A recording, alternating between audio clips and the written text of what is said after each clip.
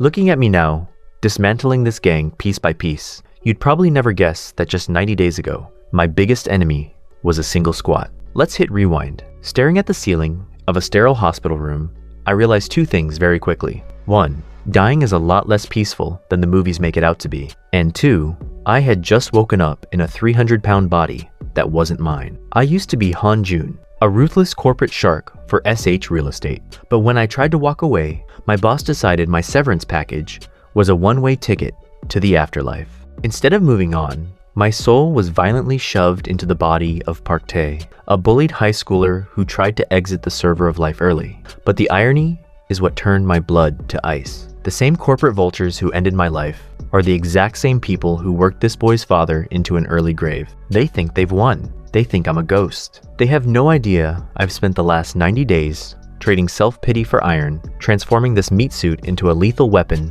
designed for one thing: systematic destruction. I'm not here for a second chance at life. I'm here to burn their entire empire to the ground and collect every debt they owe with interest. But before I was an apex predator, I was just a dead man, waking up to a nightmare. Waking up was a trip.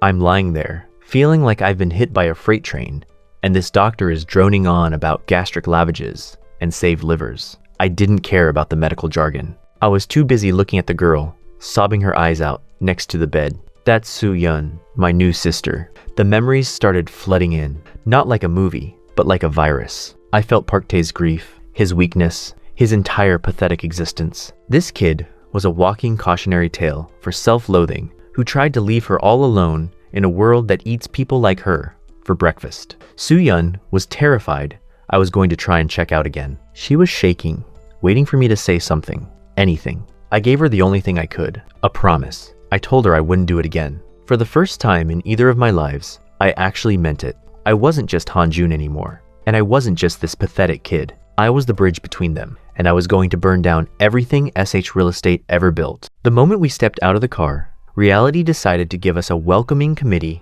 in the form of two low-life thugs, Lim Sung and Choi Bum. These two were essentially human grease stains who had been bullying the Park family for years. They looked at me, this pig-like version of me, and started cracking jokes about how the hospital meds must have fried my brain. My sister, bless her heart, tried to stand between us. She was shaking like a leaf, threatening to call the cops, while these goons just laughed. They knew the police wouldn't show up for a girl in the slums. I stepped in front of her. The vibe shifted. One of the thugs actually looked confused, wondering if the scary look on my face was a new side effect of my hospital stay. They handed over an envelope. Consolation money, they called it. In reality, it was blood money, the price SH paid to keep families quiet after they've been destroyed. Soo-yeon begged me not to take it. She saw it as a betrayal of our father's memory.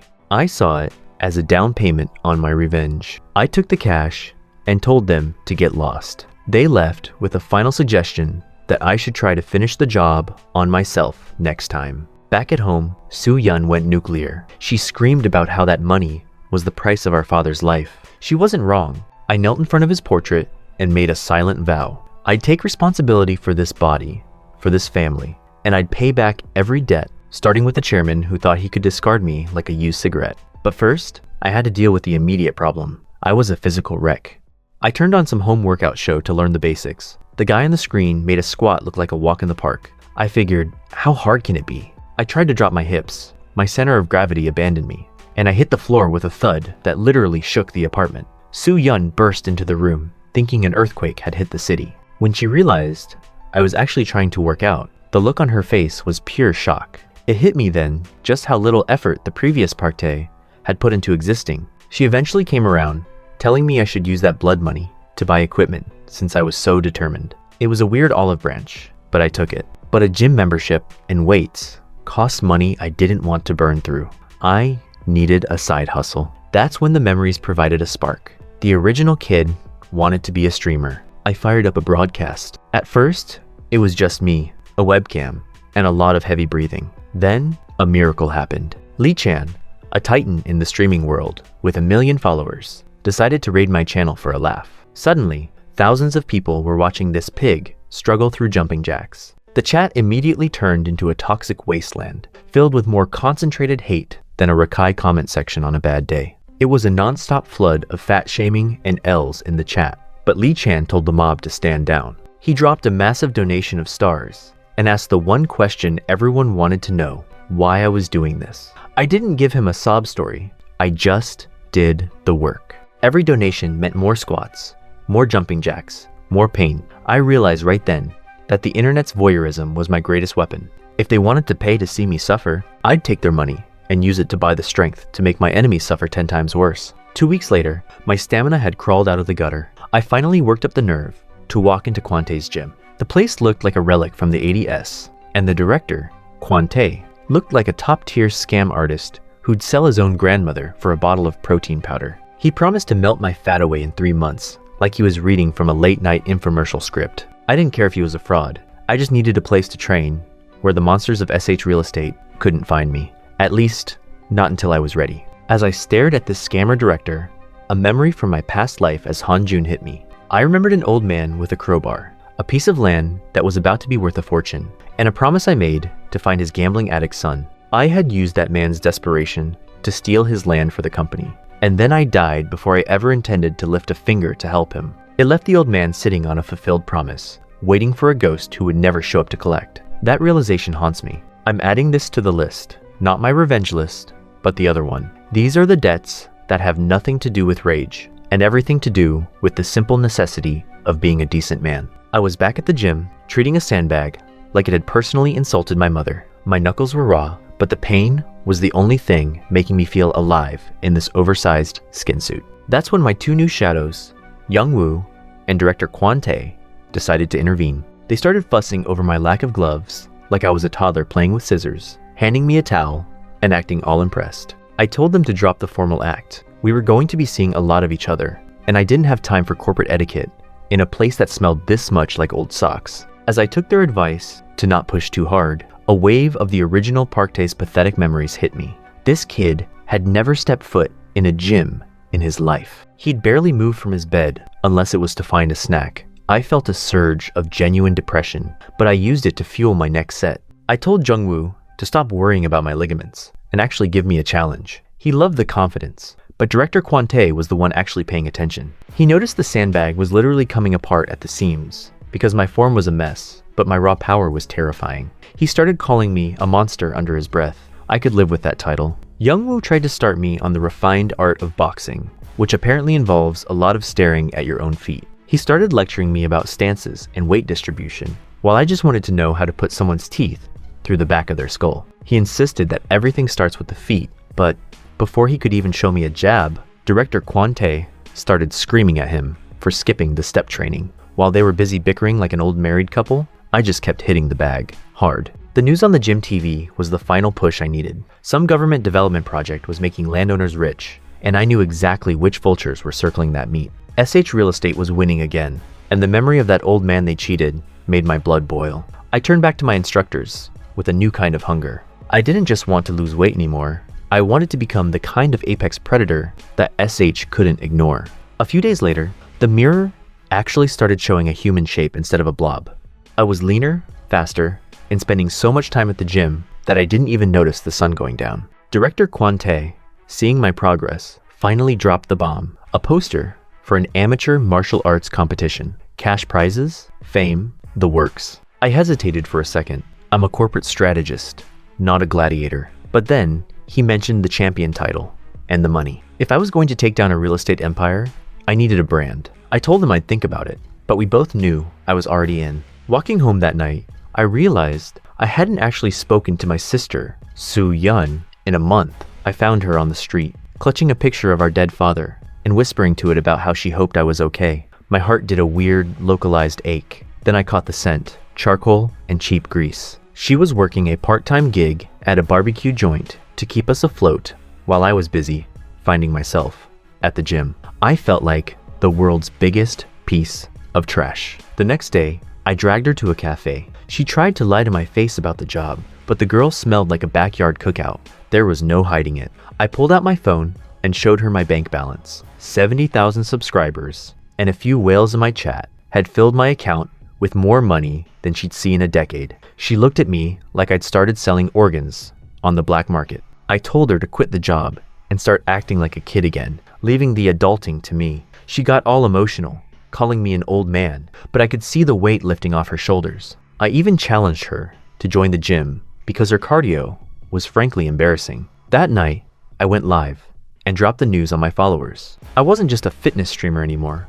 I was entering the ring. The chat went absolutely nuclear. The next morning, the real work began. Jungwoo started throwing heat at me, emphasizing that the most important part of fighting isn't hitting, it's not getting hit. As I dodged, I thought about the original Park Tae's military service. It was a nightmare of bullying and weight shaming that he barely survived. I took that old trauma and used it as a reflex. During our first real spar, I was moving like a ghost. Jungwoo couldn't touch me, but every time I had an opening to strike, I instinctively backed off. I'd spent 2 lives avoiding conflict, and my brain hadn't realized yet that it was okay to be the one doing the hurting. Jungwoo yelled at me for running away, but the other coaches who had gathered to watch were already whispering. They saw what I was, a man who had only been training for 3 months, but was already moving like a pro. I told them I was doing this to be someone my sister could actually look up to, but deep down, I knew the truth. I was sharpening a blade, and SH Real Estate was the target. Turns out, having the potential of a monster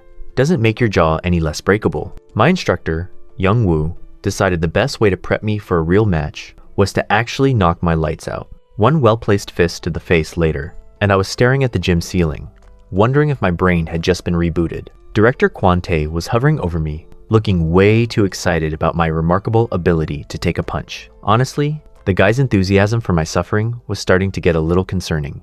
Recovering from a concussion was the perfect time for some dark nostalgia. I thought back to my old life, the endless nights of studying, until my nose bled just to get a foot in the door at SH Real Estate. I'd worked myself to death once before, and look where that got me. Now, I was doing it all over again, but this time, I was adding professional punching bag to my resume. My sister, Soo Yun, caught me hunched over my books and looked at me like I just announced I was joining the circus. She couldn't wrap her head around me studying and training at the same time, probably because her version of busy involved a Netflix marathon. She tried to act worried, telling me not to overwork myself, but the moment I stood up, she was right back to her usual self, throwing trash at me and telling me to take it out. Siblings, they're the same in every life. I was out on a stroll, playing Garbage Man, when I ran into the Tweedledee and Tweedledum of the gutter, Choi Bum and Lim Sung. These two actually had the nerve to call me out for transforming from a pig into a human. I treated them like the rude customers they were,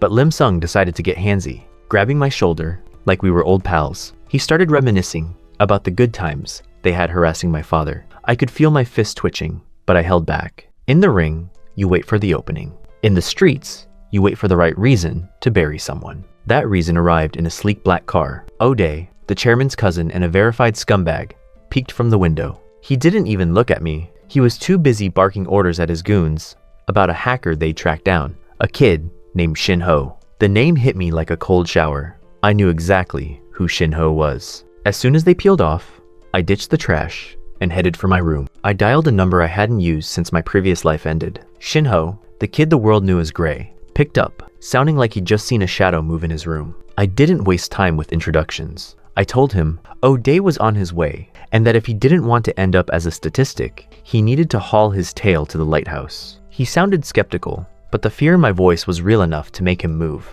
I threw on a hoodie and a cap, playing the part of the mysterious savior. By the time I reached the alley, the goons had already cornered Shin Ho. Lim Sung was pinning him down, waving a knife around and threatening to cut his Achilles tendon like he was prepping a piece of steak. I didn't give him the chance to start. I launched a flying kick into Lim Sung's face that sent him into next week. The onlookers were probably expecting a hero. What they got was a guy who knew exactly where the ribs were weakest. Lim Sung got up, looking to reclaim his dignity, but I was faster. I dodged his wild swing and buried a left hook in his liver that probably made him see God for a split second, a follow-up to the face, and he was out. I cleared the rest of his little squad with the kind of efficiency you only learn when your life depends on it. I sent Shin Ho to the lighthouse while the cops started swarming. Later, we were sitting in a shipping container, the only light coming from a flickering bulb. Shin Ho was terrified, demanding to know how I knew about our secret hideout. I gave him the only proof that would work for a shut-in nerd like him.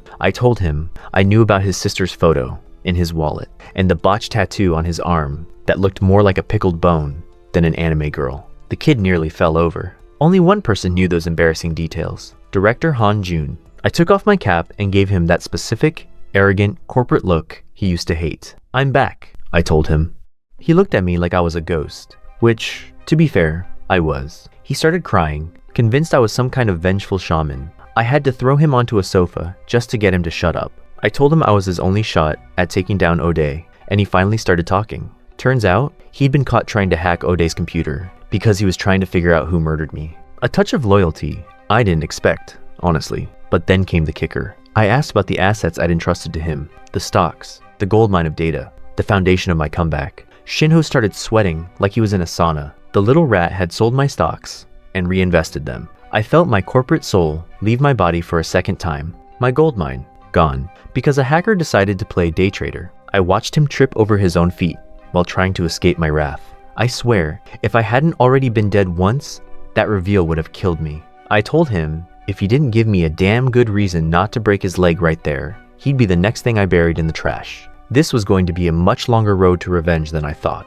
Later, I was getting my face pressed into the gym mat by Coach Kim Sung because my brain was busy doing corporate math. While he was trying to twist me into a pretzel, I was wondering why Shinho, the timid tech rat I'd entrusted with my stocks, had suddenly found the courage to play Wall Street with my assets. The director barked at me to pay attention, but it's hard to focus on a sparring session when you're realizing your personal accountant might be an idiot. While I was playing the role of a human punching bag, my sister Soo-yeon was over in the corner, supposedly building her stamina. The director hit her with that same, "I'll make you the strongest sales pitch" he gives everyone. And the crazy part? She actually bought it. I tried to warn her that the guy was a world-class scammer, but she responded by burying a fist in my ribs that felt like getting T-boned by a freight train. My vision went blurry for a second. Apparently, the strongest girl routine wasn't just a marketing gimmick. Even the coach was impressed, looking at me on the floor and wondering if the family trait was just raw, unadulterated violence. Later,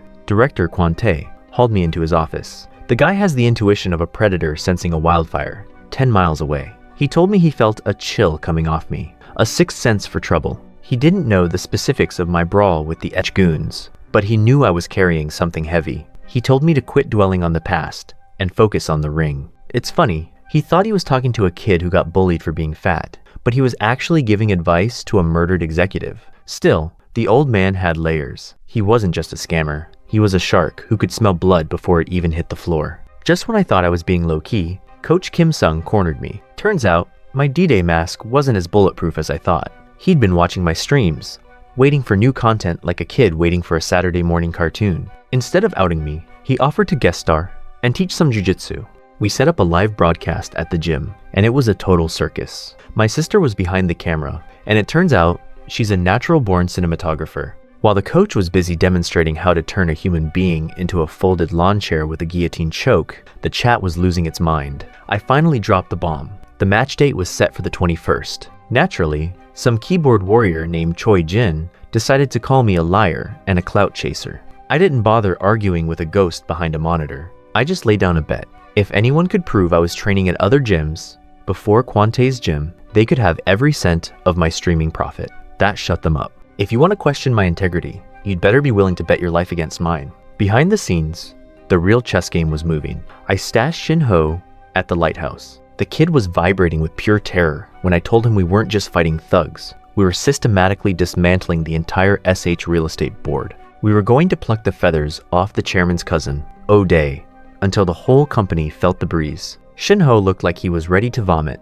but I didn't need his courage. I just needed his fingers on a keyboard. I also needed him to track down a gambling addict. The son of the old farmer Han Jun had once promised to help. Finding people was child's play for a hacker like Shinho, so he agreed and left.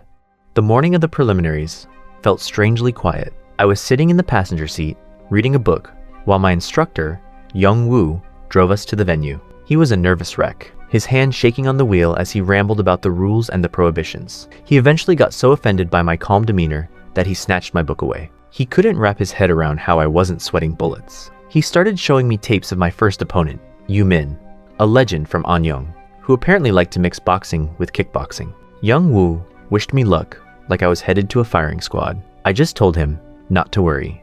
He saw a rookie athlete. I saw just another obstacle on the road to a much bigger grave.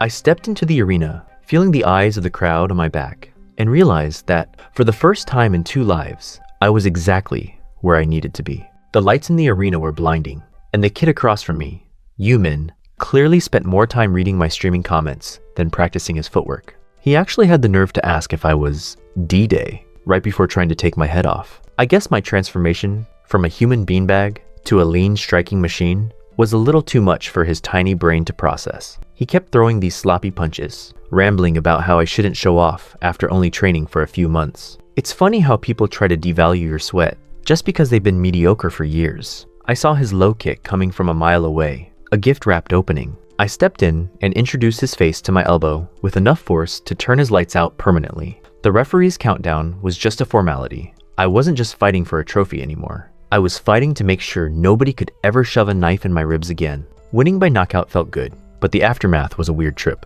One of the senior guys from the gym offered me a ride home, and for a second, the cold corporate soul of Hanjun felt young. I hadn't had anyone take care of me like that since my first elementary school graduation. He was fishing for a face reveal for the fans, but I played it cool. I knew the mask was on borrowed time. My coaches and my opponents were already sniffing out the truth, but I wanted to control the narrative. If I was going to show the world who I was, it would be on my terms, not as a leaked photo. Back home, Suyun tried to pull the cute little sister routine, calling me older brother, in a voice that made my skin crawl. I gave the energy right back, acting so saccharine and cringy that she actually looked like she wanted to hit me with a chair. We celebrated the win with a conversation about food, but the next 2 weeks were a blur of violence and property law. I was knocking people out in the quarterfinals while memorizing the legalities of land acquisition. By the time the semifinals rolled around, I was the tournament's favorite monster. That's when I met Baek Kang. This guy was the personification of a mid-tier movie villain, loud, arrogant, and currently busy bullying a nice kid named Nam Gil for being a human sandbag. Baek Kang had been failing at this for 10 years and thought his tenure gave him the right to talk trash. I called him a mouth fighter, which nearly triggered a brawl right there in the waiting room. If the officials hadn't stepped in, I would have settled his 10-year career in 10 seconds. The night before the final matches, my coaches, those lovable idiots, gave me lucky taffy and rice cakes for my real estate exam. They were more nervous about my test scores than my chin. Meanwhile, the tournament was turning into a bloodbath. Baek Kang was in the ring against Nam Gil, and he wasn't just trying to win, he was being a sadistic prick. He was treating the kid like a toy, while the referee just watched. It was brutal, unnecessary, and exactly the kind of thing that makes me want to break a person's spirit. The next morning, I walked into the exam hall and felt like a god. While every other candidate was sweating through their shirts and praying for a miracle, I was breezing through the questions. Having the memories of a top-tier corporate director is basically a legal cheat code for anything involving a contract. I finished early, checked my answers over a coffee, and realized I didn't just pass, I dominated. Meanwhile, my streaming buddy, Lee Chan, was having a meltdown online because he couldn't get a ticket to the finals. He was pouting to his million followers about how he needed to see D-Day in action. Little did he know, my coach was secretly a total fanboy. He'd managed to snag a ticket for the kid, likely while he was supposed to be busy tackling the massive cleaning chores in the gym. I walked through the front door that evening wearing a face so miserable, you'd think I just watched my entire stock portfolio go up in flames. My sister, Soo-Yun, was already there, hovering by the TV like a nervous wreck, waiting for the verdict on my real estate exam. The second she saw my funeral director expression, she went into full crisis mode. I didn't say a word, just shuffled into my room like a man defeated. It was a total lie. Of course, I'd crushed the exam, but seeing her scramble to comfort me was too good to pass up. When she finally cornered me, I handed her the test paper with a sigh that could have won an Oscar. She looked at the marks, didn't understand a lick of it, and immediately lunged into a hug. She was actually reassuring me, telling me it was okay to fail, that I'd worked hard, and that the world wouldn't end. For a corporate shark who used to view human emotions as leverage, it was a weirdly warm moment. Then I spoiled it. I pushed her off and told her to stop the pity party because I'd only missed 2 questions. I'd actually confused the test versions while grading myself, but the fail was all in her head. She went from saintly sister to a homicidal maniac in 3 seconds, screaming about how I was a narcissistic jerk who liked to watch her suffer. I just laughed it off, boasting about being the triple threat, looks, brains, and a right hook that could dent a car. She forgave me pretty quickly when she realized I'd actually passed, offering to order a box of fried chicken to celebrate. I felt my stomach betray me at the mention of crispy, greasy goodness, but I had to play the martyr. With the final match looming, I was stuck with plain, rubbery chicken breast that tasted like disappointment. I told her I'd stick to my tasty, boiled poultry, while internally mourning the pizza and spicy ramen I was missing out on. Seeing her happy though, seeing her brag about me to the gym director on the phone, that was a different kind of fuel. I looked at the picture of the original Park Tae's father and wondered if he ever felt this kind of pride. Probably not while he was being worked to death by my old firm. But the domestic comedy had to end. I had a semi-final match to win. The atmosphere in the arena was different this time. When I stepped into the ring, I wasn't just some anonymous fat kid anymore. The crowd started chanting it.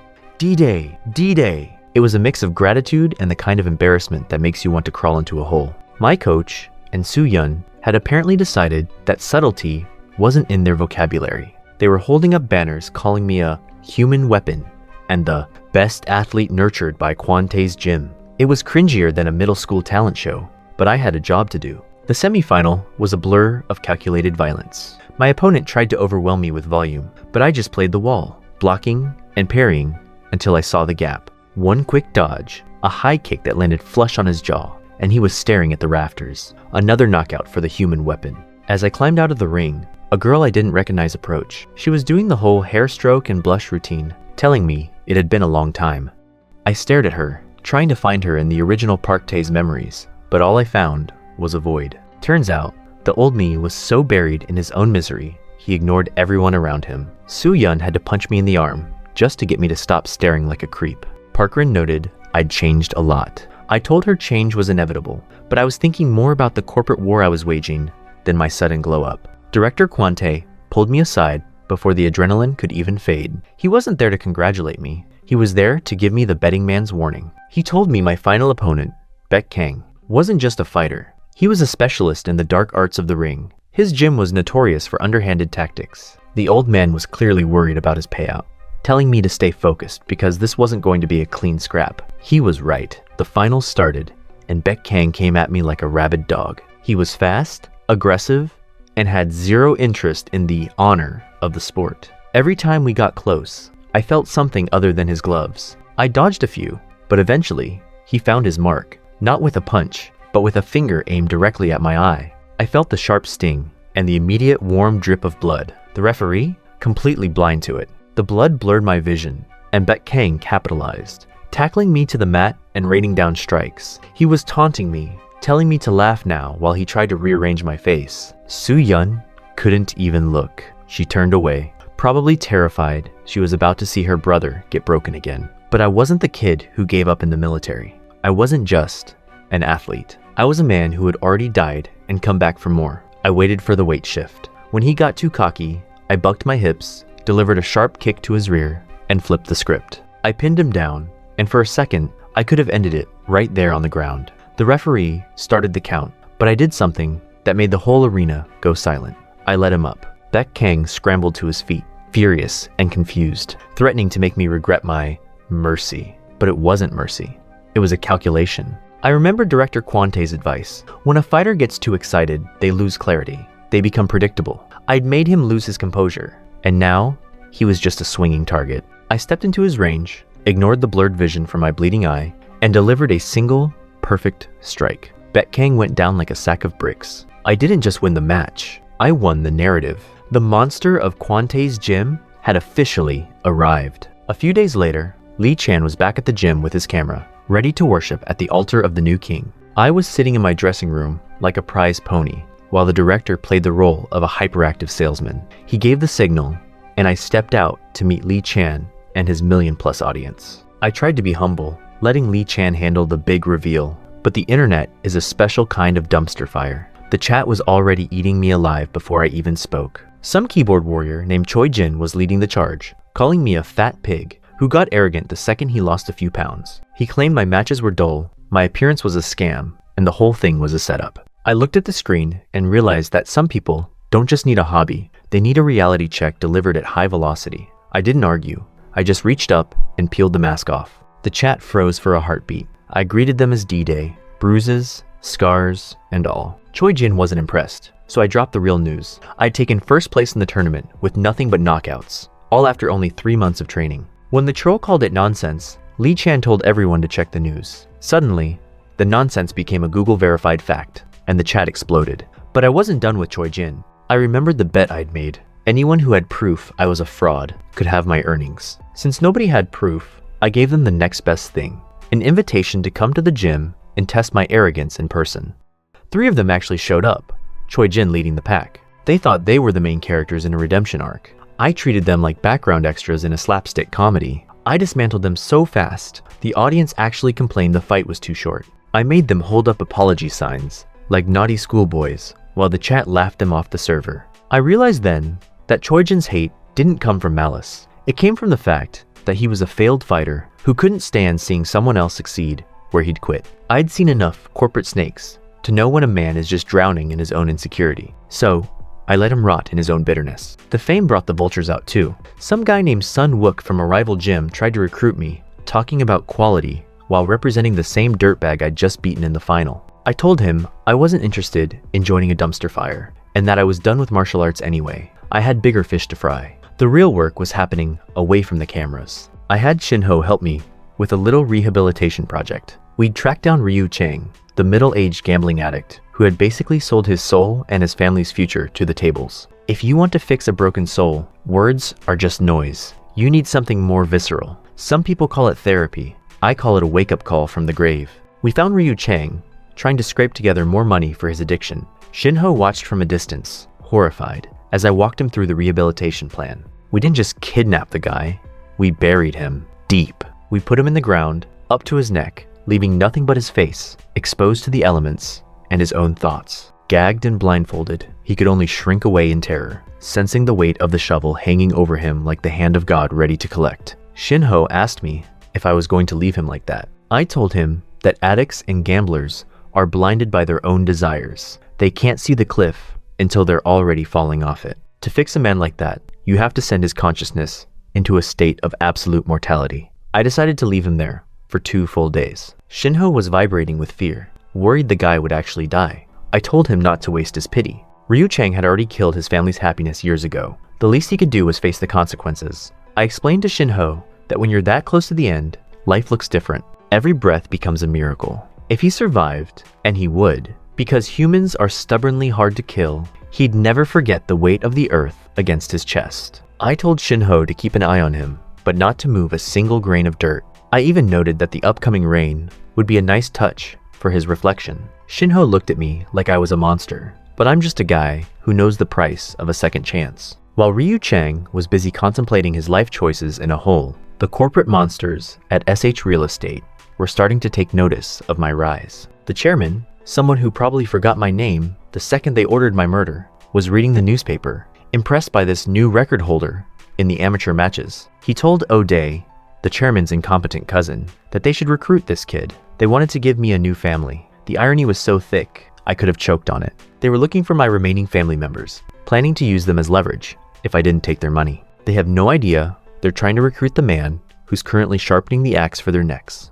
Between burying gamblers and dodging corporate recruiters, I'd actually managed to finish my academic requirements for my real estate license. I just needed to survive the next 2 weeks of functional training to make it official. I headed back to the gym for a light warm-up, hoping for a moment of peace, but the lobby was packed. A swarm of people had gathered in the center of the gym. I thought maybe it was another group of trolls, but Coach Kim Sung corrected me with a grin. They weren't there to fight me, they were there to be me. I looked at their faces. Most of them were carrying the same extra weight and slumped shoulders that I had just a few months ago. My face reveal had turned me into a local legend. I'd become the poster boy for the impossible transformation. The director was practically glowing, counting the new membership fees in his head. I went from being a ghost in a fat kid's body to a public figure with a target on his back. Coach Kim Sung approached me with this weirdly somber look, talking about business ethics, as if we were in a boardroom instead of a room filled with heavy bags and the smell of ancient sweat. He wanted to start his own channel, the No Tube Life,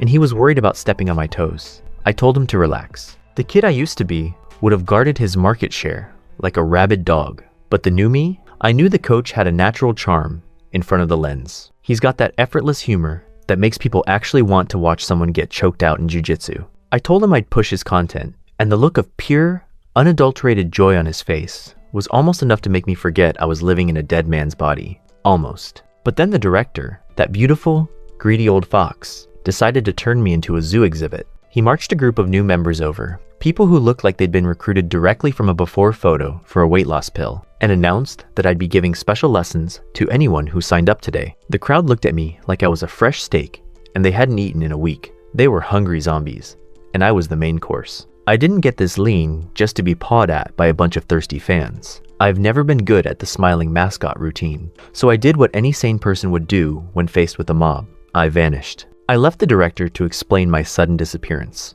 figuring he was making enough money off my face to handle a little crowd control. By evening, I was back at the hideout. I found Shinho standing in the dark, clutching an axe like he was expecting a horde of wild boars or a scene from a slasher flick. The kid was trembling so hard I thought he might vibrate through the floor. I asked him if he'd seen a ghost, but he was more concerned with the man in the ground. Ryu Chang wasn't doing great. He'd gone from a defiant gambler to a muttering wreck, showing all the signs of severe dehydration and a mind that was slowly unraveling. Shinho looked at me, his eyes pleading for me to end the torture, but I wasn't moved. You can't cure a disease like gambling with a few get-well-soon cards. You have to nail the lesson down until it's the only thing they can feel. I stepped toward the hole, listening to him beg for his life and his family. I told him that sparing him wasn't an option unless he gave me the one thing I was looking for, his daughter's location.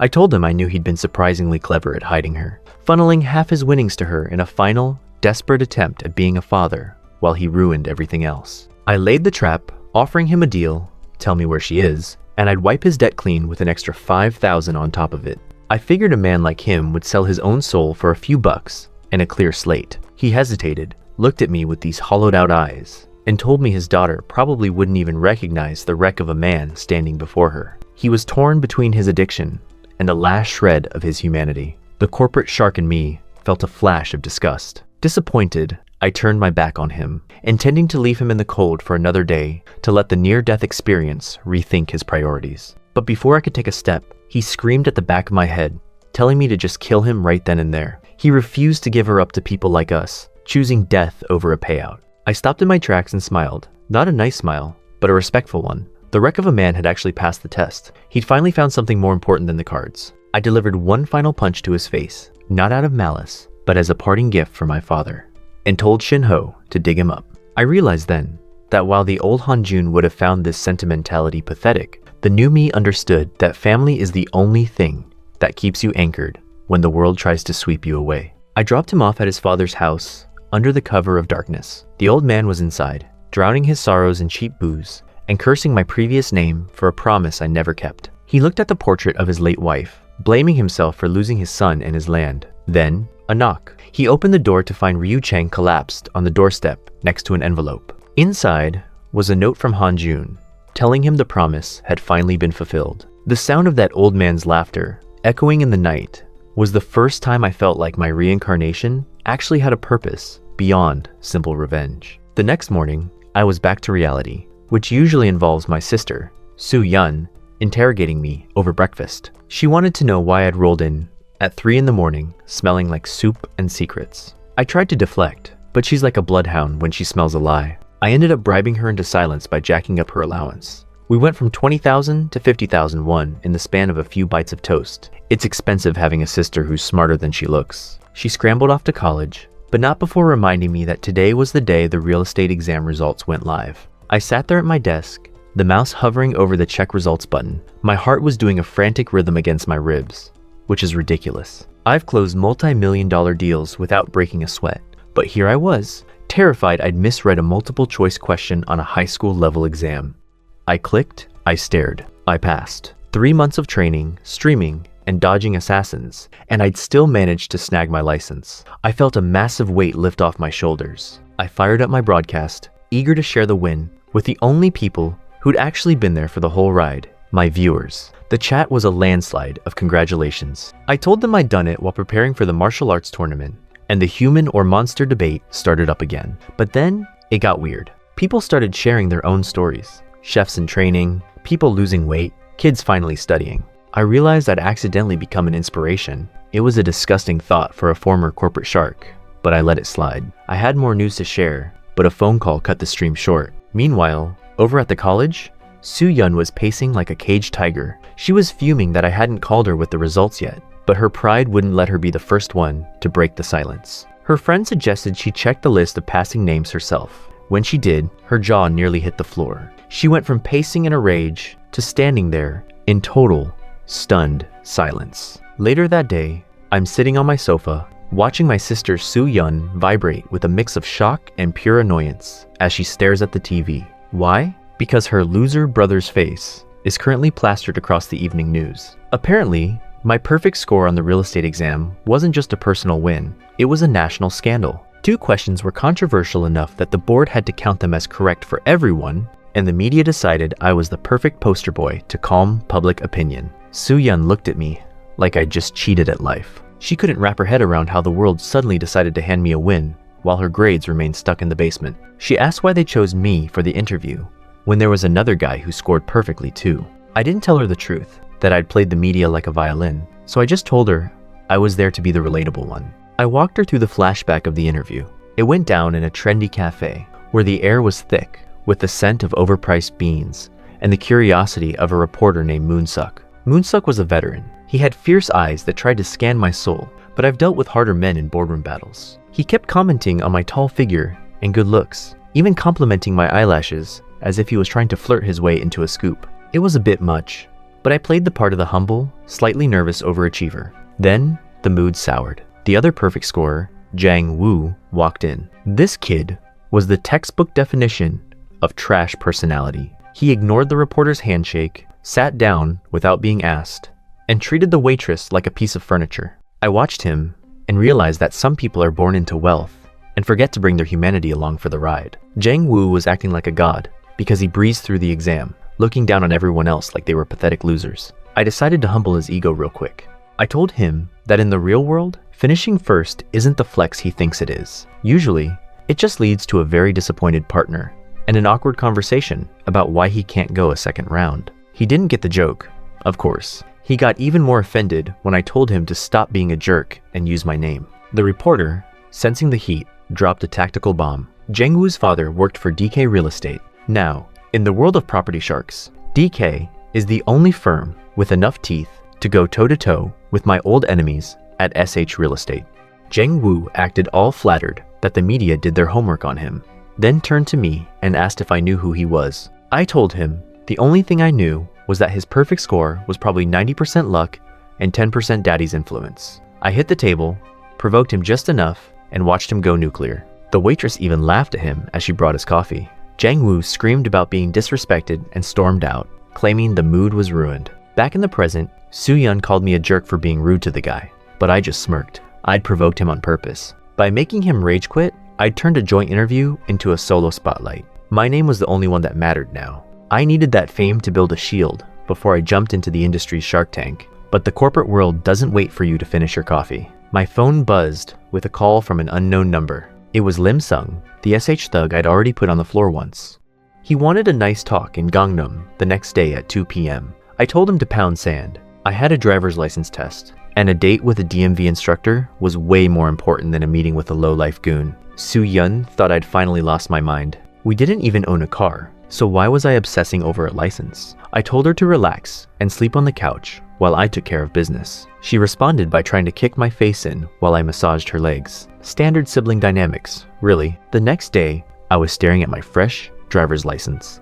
In my past life, as Han-jun, I was always mocked for being the only director who didn't drive. Now, I was a licensed player. But Ode, the SH director, and the man who'd likely ordered my death, wasn't taking no for an answer. The thugs sent a text. They were waiting for me at a cafe near Nambuchan High School, my sister's school. The air in my lungs turned to ice. That wasn't a meeting request. It was a threat. I didn't even reply. I just moved. I walked into the cafe and found Lim Sung and Choi Bum sitting there, acting like they owned the place. Lim Sung started complaining about my rudeness and how I hadn't greeted them properly. I didn't give them a scripted hello. I told them they were lucky I hadn't already broken their legs for showing up near my sister's school. Lim Sung grabbed my shirt, trying to play the tough guy, but I just twisted his arm until he realized that a nerdy streamer could snap him like a dry twig. I was about to end the scene when a voice from the corner stopped the clock. A blonde-haired guy in a high-end suit stood up. Uday himself. He'd been watching the whole time. He didn't come to fight. He came to buy me.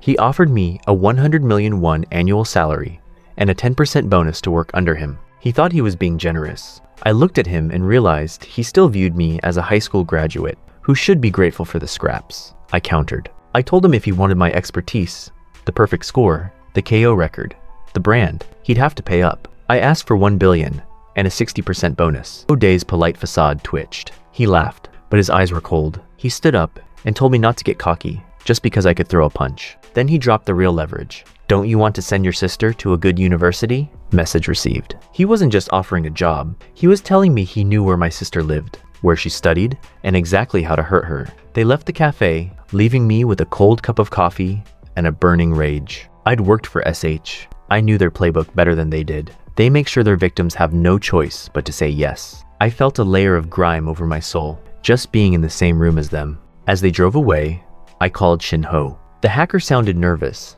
asking if I was going to make him rehabilitate another gambler. I told him no. I told him it was time for a new project. We were going to stop being the prey and start being the hunters. We were going to gather everything we needed to bury O'Day, and we were going to start by turning his own stones against him. Shinho was currently screaming into his phone loud enough to shatter glass. The kid was having a full-blown meltdown because I suggested we actually go after O'Day instead of hiding in the bushes for the rest of our lives. I tried to explain the Hanjun method of negotiation. I didn't say no to O'Day's job offer. I just gave him a price tag so offensive he'd have to sell his own kidneys to afford me. It keeps him thinking I'm greedy rather than a threat. A confused enemy is a slow enemy, and I needed Shinho to quit vibrating with fear long enough to pull those 2 phone numbers I'd swiped. I caught up with Soo-Yun outside her college, and she nearly ripped my ears off. Apparently, I'd missed some memo about a campus ceremony and her being the leader of the sports department. Who knew my lazy sister was actually a big deal on campus? Her friends swarmed me like I was the latest K-pop sensation,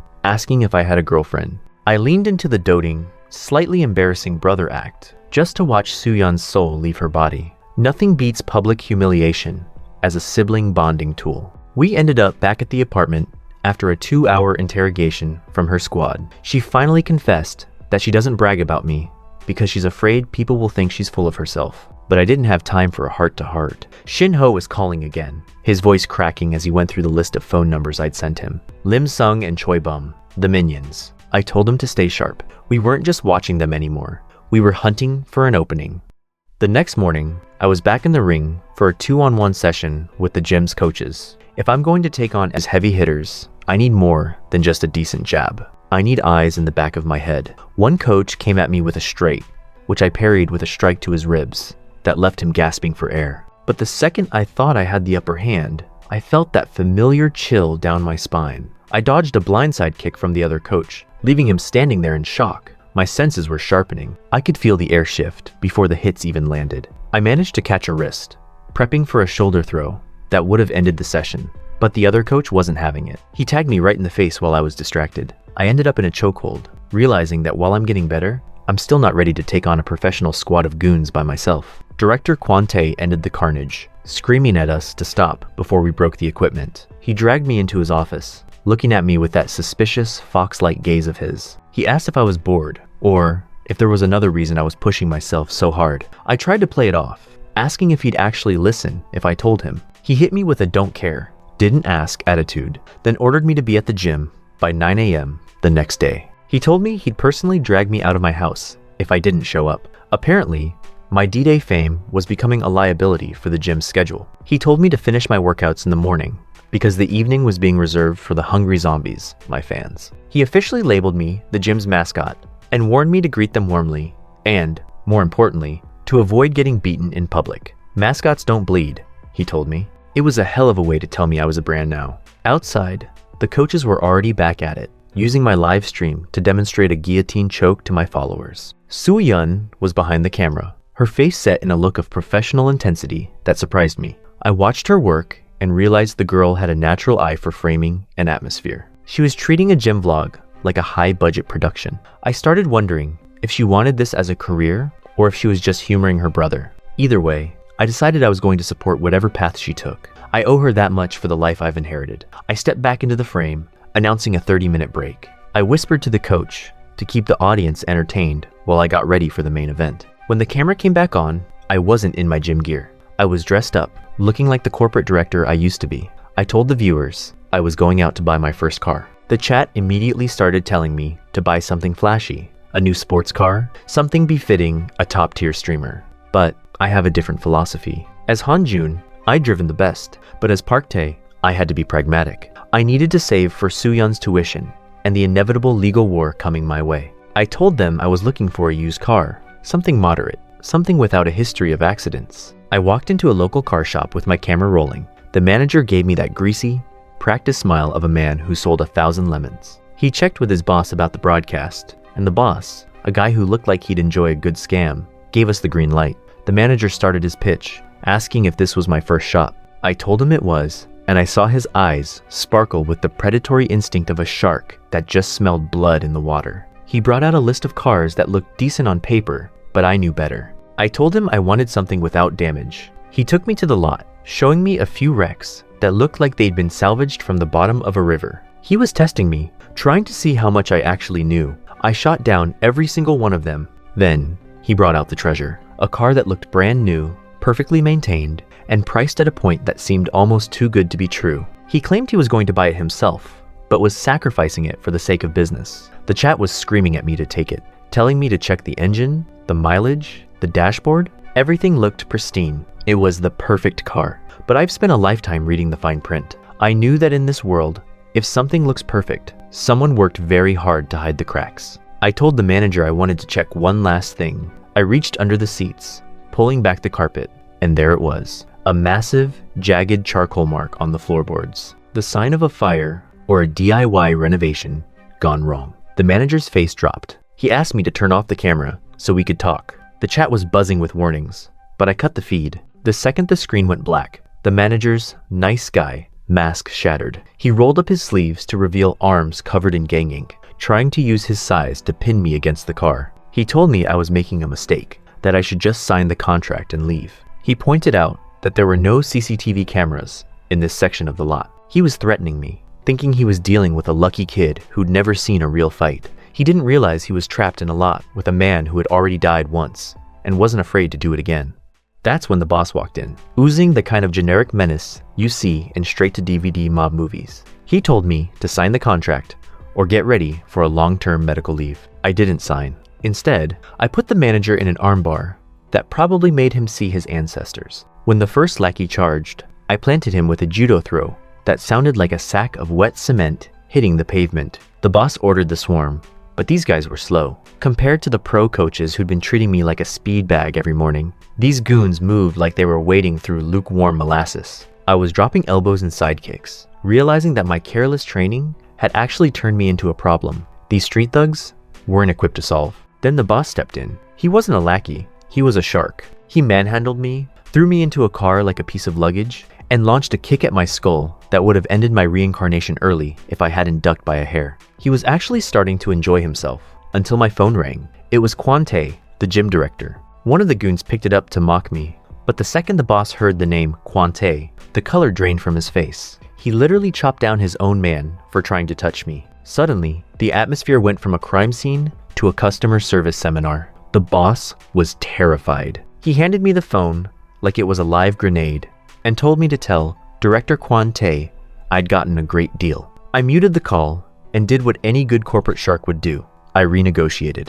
I walked out of there with a near spotless car for a price that was basically a donation. The boss gave me one parting piece of advice. Always listen to Kwon Tae. He wouldn't say why, but it was clear that my scammer director had a past that made local gang bosses wake up in a cold sweat.